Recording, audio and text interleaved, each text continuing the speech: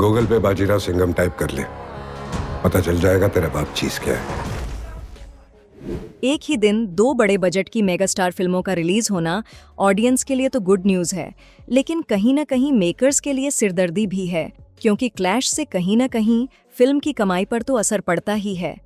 अजय देवगन, अक्षय कुमार, दीपिका पादुकोण की सिंघम अगेन हो, या फिर कार्तिक आर्यन, माधुरी दीक्षित और विद्या बालन की भूल भुलैया 3, दोनों ही फिल्मों ने 1 नवंबर को सिनेमाघरों में दस्तक दी थी।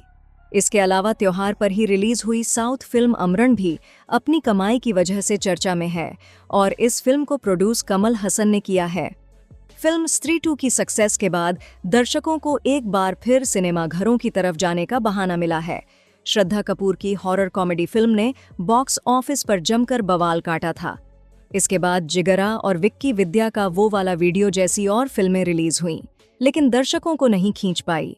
दिवाली के मौके पर दर्शकों को फिल्मों की सौगात मिली और भूल भुलैया 3 के साथ सिंघम अगेन रिलीज हुई। अनीस बज्मी के डायरेक्शन में बनी और कार्तिक आर्यन, तृप्ति डिमरी, विद्या बालन, माधुरी दीक्षित और राजपाल यादव जैसे सितारों से सजी भूल भुलैया ने पहले दिन 35 करोड़ रुपए की ओपनिंग ली। ये कार्तिक के करियर की सबसे बड़ी ओपनर बन गई है। फिल्म ने दूसरे दिन शनिवार को 37 करोड़ और तीसरे दिन रविवार को 33 करोड़ रुपए का कारोबार किया। करीब 150 करोड़ के बजट में बनी भूल भुलैया 3 ने रिलीज के 3 दिनों के अंदर ही 106 करोड़ की कमाई कर ली थी। बात करें रोहित शेट्टी की फिल्म सिंघम 3 की, तो ये भी 1 नवंबर को रिलीज हुई थी। ओपनिंग डे पर इसने 43 करोड़ कमाए, दूसरे दिन शनिवार को 42 करोड़ और फिर रविवार को तीसरे दिन 35 करोड़ का कारोबार किया। ये करीब 350 करोड़ के बजट में बनी है, और बजट के हिसाब से देखा जाए तो ये फिल्म भूल भुलैया 3 के मुकाबले पीछे ही है। उभरते हुए बॉलीवुड कलाकारों के बारे में जिक्र किया जाए तो उसमें कार्तिक आर्यन का नाम पहले नंबर पर रहेगा। एक आउटसाइडर होने के बावजूद उन्होंने बहुत कम समय में हिंदी सिनेमा में अपनी जड़ें मजबूत की हैं। मौजूदा समय में हॉरर कॉमेडी फिल्म भूल भुलैया 3 के धमाकेदार बॉक्स ऑफिस कलेक्शन को लेकर उनके नाम की चर्चा हो रही है। ये फिल्म रिलीज के 3 दिन में अब तक 100 करोड़ से ज्यादा का कारोबार कर चुकी है। डायरेक्टर अनीस बज्मी एक बार फिर से दिवाली पर अपनी कल्ट क्लासिक मूवी भूल भुलैया 3 लेकर आए हैं। इस हॉरर कॉमेडी में इस बार रूह बाबा यानी कार्तिक आर्यन का सामना एक नहीं बल्कि दो मंजुलिका के साथ होगा। कार्तिक आर्यन की फिल्म भूल भुलैया 3 की कहानी मंजुलिका के इर्द गिर्द घूमती है, जो एक ऐसी आत्मा की कहानी है जो बरसों से एक कमरे में कैद होती है। डायरेक्टर अनीस बज्मी की हॉरर कॉमेडी फिल्म भूल भुलैया 3 में कार्तिक आर्यन, माधुरी दीक्षित, विद्या बालन, विजय राज, राजपाल यादव, संजय मिश्रा और राजेश शर्मा लीड रोल में हैं। रूहान उर्फ रूह बाबा एक ढोंगी होता है जो कोलकाता में लोगों को ठगता है। तभी उसकी मुलाकात रक्त घाट की राजकुमारी मीरा यानी तृप्ति डिमरी से होती है, और मीरा रूह बाबा को पैसे का लालच देकर रक्त घाट ले जाती है। वो चाहती है कि वो उसके राज्य में भूत भगाने का काम करे, क्योंकि उसके पिता राजा साहब यानी विजय राज को यकीन है कि महल में 200 साल पुरानी डायन मंजुलिका का वास है। लेकिन यहीं पर कहानी में एक ट्विस्ट आता है। रूह बाबा महल पहुंचता है तो उसे नए नए रहस्य पता चलते हैं। उसे पता चलता है कि उसकी शक्ल इसी राज्य के दिवंगत राजकुमार से काफी मिलती जुलती है, और हर कोई मानता है कि वो उसका पुनर्जन्म है। इसके बाद ही वो लालच में आकर राजघराने के लिए मंजुलिका से छुटकारा दिलाने का फैसला करता है। लेकिन यहाँ पर एक परेशानी ये होती है कि आखिर मंजुलिका कौन है, मल्लिका या फिर मंदिरा, क्योंकि दोनों की ही एक्टिविटी मंजुलिका जैसी होती है। वो दोनों रूहान यानी रूह बाबा के पीछे पड़ जाती हैं। उन्हें लगता है कि रूहान की वजह से ही पिछले जन्म में मंजुलिका को मारा गया था। मंजुलिका और रूह बाबा की लड़ाई के अलावा फिल्म में कई ऐसे ट्विस्ट एंड टर्न्स हैं जिन्हें सोचा भी नहीं जा सकता। हालांकि अंत में बहुत बड़ा राज खुलता है जिससे कहानी पूरी बदल जाती है। अब ये राज जानने के लिए आपको फिल्म देखनी पड़ेगी। दिवाली के मौके पर आई भूल भुलैया 3 का क्लैश रोहित शेट्टी की सिंघम अगेन से हुआ।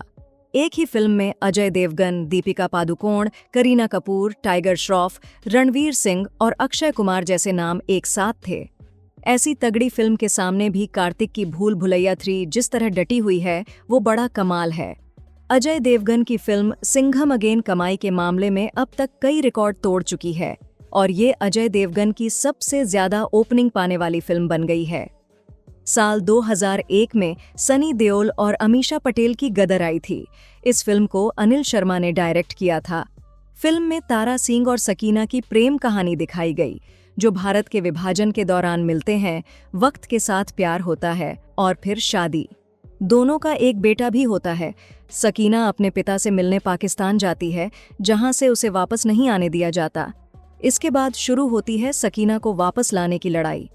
इस पूरी कहानी का आइडिया डायरेक्टर अनिल शर्मा को रामायण से आया था, लेकिन उन्होंने अपने अंदाज में जो ट्विस्ट एंड टर्न्स फिल्म में ऐड किए वो जबरदस्त थे। अनिल शर्मा की कहानी पूरी तरह से रामायण से इंस्पायर्ड थी। बस फर्क इतना था कि भगवान राम अपनी सीता को लेने लंका जाते हैं और फिल्म में तारा सिंह को पाकिस्तान जाकर सकीना को वापस लाना था। दूसरा बदलाव ये था कि तारा सिंह बेटे के बोलने पर वहां जाता है। रामायण में रावण था तो फिल्म में वो जगह सकीना के पिता ने ली, जो बेटी को वापस नहीं भेजना चाहते थे। ये स्क्रिप्ट जी स्टूडियो को भी पसंद आई थी और सनी देओल को भी। फिल्म को दर्शकों ने भी खूब प्यार दिया और फिल्म सुपर डुपर हिट साबित हुई। रोहित शेट्टी ने सिंघम अगेन बनाने का आइडिया भी रामायण से लिया, या यूं कहें कि पूरी रामायण ही फिल्म में दिखा दी गई। फिल्म की कहानी की बात करें तो ये रामायण से प्रेरित है और फिल्म के ट्रेलर में जो दिखाया गया था उसी को 2.5 घंटे की फिल्म में दिखाया गया है। फिल्म की शुरुआत कश्मीर की घाटी से होती है। बाजीराव सिंघम फिल्म की शुरुआत में ही आतंकी उमर हाफिज यानी जैकी श्रॉफ को दबोच लेता है। उमर हाफिज के बेटे पहले ही जन्नत के लिए रवाना हो चुके हैं। अब उसका पोता जुबैर हाफिज, जिसका किरदार अर्जुन कपूर ने निभाया है, जिसका मकसद सिंघम और उसके कॉप यूनिवर्स का सफाया करना है। वो अपने खानदान और अपने पिता की मौत का बदला लेने के लिए बाजीराव की पत्नी अवनी यानी करीना कपूर का किडनैप कर लेता है। जिस तरह भगवान श्री राम ने सीता मां को लंका से वापस लाने के लिए पूरी वानर सेना तैयार की थी, ठीक उसी तरह बाजीराव सिंघम का साथ देने के लिए सूर्यवंशी, सिम्बा, सत्याबाली और शक्ति शेट्टी की फौज तैयार होती है। पूरी फौज के साथ बाजीराव जुबैर के ठिकाने पर दावा बोलता है, जहां जबरदस्त एक्शन, टाइगर श्रॉफ के स्टंट और अंधाधुन गोलीबारी के साथ बम धमाकों का रोमांचक मजा मिलता है। अब इस कलयुग की रामायण में सीता मां राम को कैसे मिलेगी, ये तो आपको फिल्म देखकर ही पता चलेगा। वहीं आपको बता दें कि फिल्म के आखिर में सलमान खान का कैमियो भी दिखाया गया है, जिसे देखकर ऐसा लगता है कि रोहित शेट्टी ने सिर्फ और सिर्फ फिल्म का कलेक्शन बढ़ाने के लिए इस 5 सेकंड के कैमियो को जबरदस्ती दिखाया है। खैर, सलमान खान के इस कैमियो और सिंघम अगेन के बारे में आपका क्या कहना है, हमें कमेंट करके ज़रूर बताएं। और आपको दोनों में से कौन सी फिल्म अच्छी लगी और कौन किस पर भारी पड़ रही है, अपनी राय हमें कमेंट करके ज़रूर बताएं। मिलते हैं अगली एक और नई इंटरेस्टिंग वीडियो में। धन्यवाद।